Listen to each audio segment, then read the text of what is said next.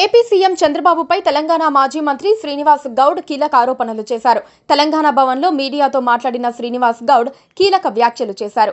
CM Revanth Reddy Palamuru జిల్లాకు చెందిన వ్యక్తే అని, పాలమూరు పేరు చెప్పుకొని కేంద్రం నుంచి డబ్బులు తెచ్చుకొని జిల్లాను ఎండబెట్టారని ఆరోపించారు. పాలమూరు జిల్లా నుంచి 14 లక్షల మంది వలసలు వెళ్లినట్టు చెప్పుకొచ్చారు. పాలమూరు రంగారెడ్డి ప్రాజెక్టు ద్వారా నీళ్లు వచ్చే పరిస్థితి లేదని పెద్ద ఎత్తున ప్రచారం జరుగుతోందని శ్రీనివాస్ గౌడ్ ఆరోపించారు.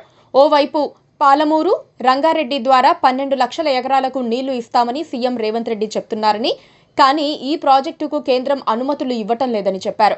బీఆర్ఎస్ హయాంలోనే పాలమూరు రంగారెడ్డి ట్రయల్ రన్ పూర్తయిందని శ్రీనివాస్ రెడ్డి గుర్తు చేశారు.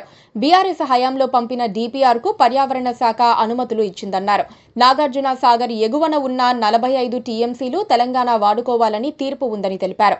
90 టీఎంసీల నికర జలాలు తెలంగాణకు ఉన్నాయన్నారు. కానీ పాలమూరు రంగారెడ్డి ప్రాజెక్టుపై కృష్ణా ట్రిబ్యునల్కు ఏపీ ప్రభుత్వం ఫిర్యాదు చేసిందన్నారు.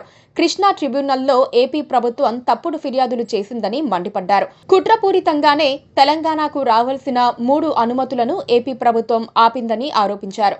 పాలమూరు రంగారెడ్డి పూర్తయితే జిల్లా సస్యశ్యామలం అవుతుందన్నారు. ఉమ్మడి రాష్ట్రంలో కూడా చంద్రబాబు ముఖ్యమంత్రిగా ఉండి పాలమూరు జిల్లాను దత్తత తీసుకున్నారు. కానీ ఏం చేయలేదని శ్రీనివాస్ గౌడ్ ఆరోపించారు. తెలంగాణ, ఏపీ రాష్ట్రాలు సమన్వయంతో ఉండాలని ఆయన అభిప్రాయపడ్డారు. పాలమూరు రంగారెడ్డి ప్రాజెక్టుకు జాతీయ హోదా ఇస్తామని ప్రధాని మోదీ తెలిపినట్టుగా గుర్తు చేశారు.